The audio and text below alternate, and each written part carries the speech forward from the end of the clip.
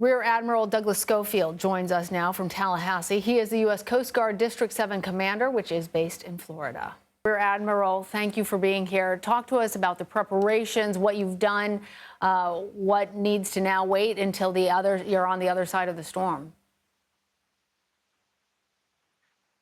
Great, Lana. Thank you for having us on today. Importantly, first thing is we got our families safe on the western side of Florida and the eastern side. They evacuated with many members of the local communities.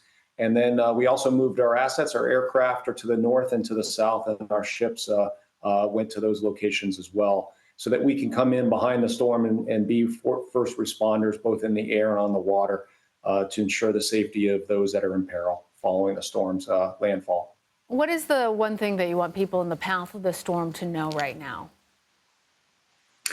I think importantly, those that are already seeing the big wind bands, stay in those areas that you're safe. Do not venture out. Once you venture out of that safe area that you're in, you're putting yourself at peril. First responders are not available.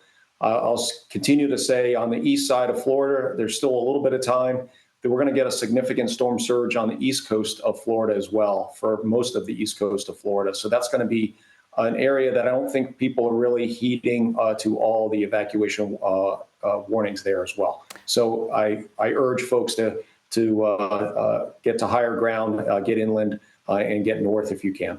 That's a really important point, because we are, of course, more focused right now on where it's going to make landfall in the west, but it is expected to continue and cut its path all the way across Florida over into the east. Rear Admiral, in the unfortunate event that someone finds themselves trapped in the water, what can they do to improve their chances of being rescued?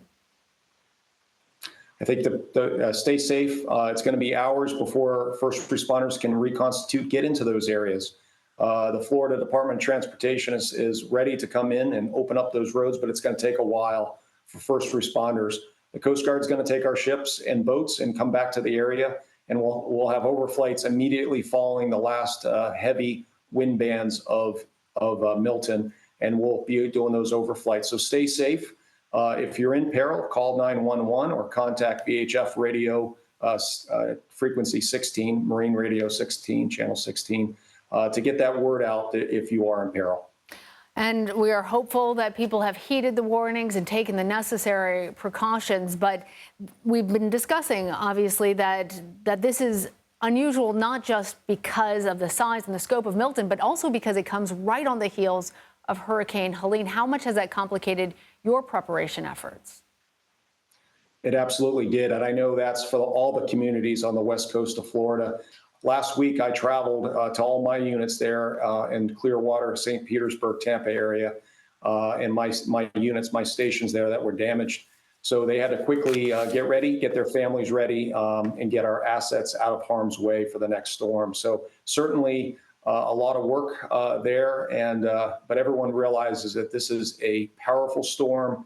The winds, the water, this is going to be devastating across much of Florida, including that inland flooding risk, which is very extreme right now. So I heed folks to seek higher ground as possible. Well, we are thinking of you, your families, and everybody out there in the storm's path. Rear Admiral Douglas Schofield, thank you. Thank you, Lana.